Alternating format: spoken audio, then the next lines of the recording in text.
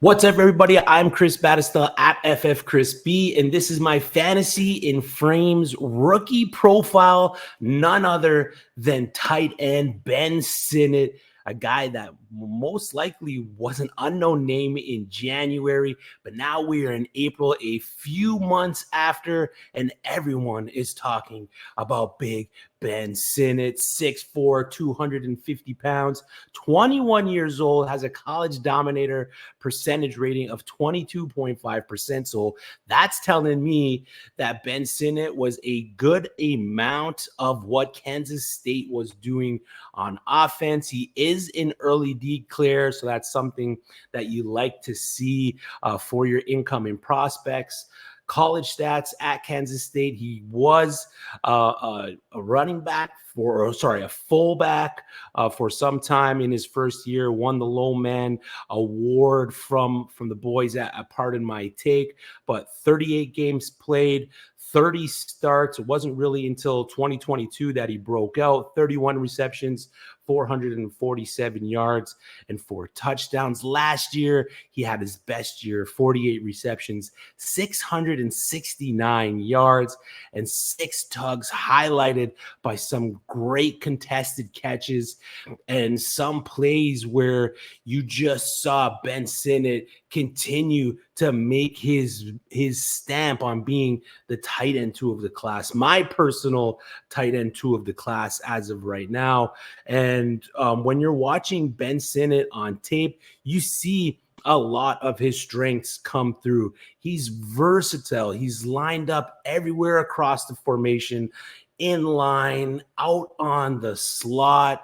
They're using him all over the place in the offense. He excelled in that Kansas State passing game, which is evident by his high college dominator rating. He handles initial contact really, really well. He's tough to bring down, although his yak doesn't show for it. He does present some issues for tackling defenders. And what I love most about his game, one of the things that I love about Sam Laporta coming in last year for the Detroit Lions was how good Sam Laporta took advantage of zone defenses. And you see that with Ben Sinnott, the route pacing, his ability to find the openings in the zones that make him a friendly option for his quarterback. And speaking of the quarterback, like he's going from a sub 60% completion percentage quarterback in Avery Johnson to a guy in Jaden Daniels who, coming off his last season with LSU, through his completion percentage was 71.1%. So there's a big upgrade in just overall quarterback talent that Ben Sinnott is moving up to at the NFL, which is what you love to see. He does have some weaknesses, though. He lacks the flashiness of those hybrid tight ends that we all love. He prioritizes precision over versatility. You know, he's not going to beat you with that top end speed downfield, but he does show decent burst when he needs to bring it, when he needs to put it on. But again, he's the guy that's going to look for the soft spots. He's going to try to manipulate the defenses to be open for his quarterback. So he does lack a bit of that flashiness, that stuff that's going to make your tight end be a consistent tight end 1. But on this offense, tied to Jaden Daniels with the second round draft capital, I'm loving Ben Sinnott in Washington right now. According to Dynasty League Football, DLF's April ADP, most likely gathered before the NFL entry draft, positional ADP and single QBs.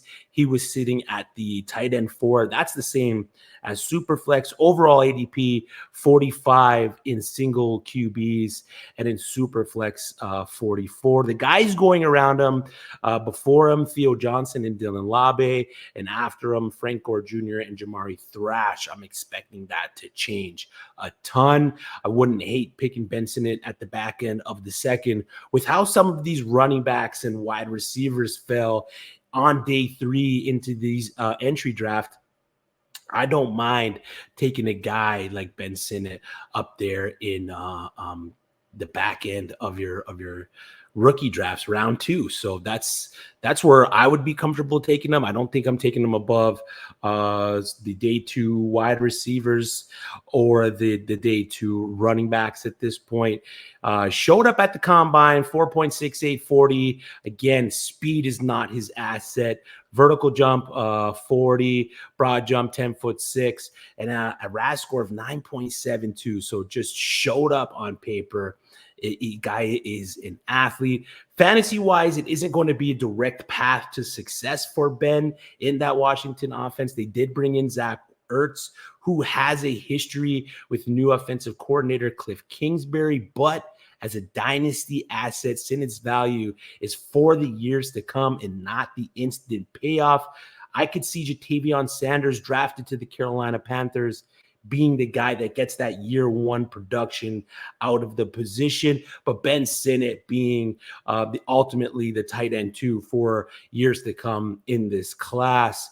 And if you're looking at Kingsbury's tight ends when he was in the NFL, they were one of the most attacked positions in his offense. They had a tight end finish on Arizona in the top 5 targets and yards each season that he was there. They will be the focal point of the offense with a rookie QB who's going to lean on their solid tight end.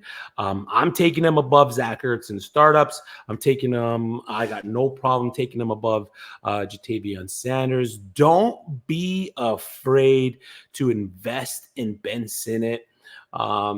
Washington has addressed their offensive line in the draft and somewhat through free agency. My only worry with Ben is how much of a willing blocker he is, and Zach Ertz not being that guy, that the Washington Commanders could ultimately put him in that role, limiting his potential to produce fantasy points. But again, Ben Sinnott is not that instant gratification draft pick for you at the position. He is the long con. He's the long hold. He's the guy that you want on your roster for years to come. And that's Ben Sinnott. I hope you enjoyed. I'm Chris Battistell. You can find me at FFChrisB on Twitter, and watch out for my next rookie profile with Fantasy and Frames. Toodles. Wow.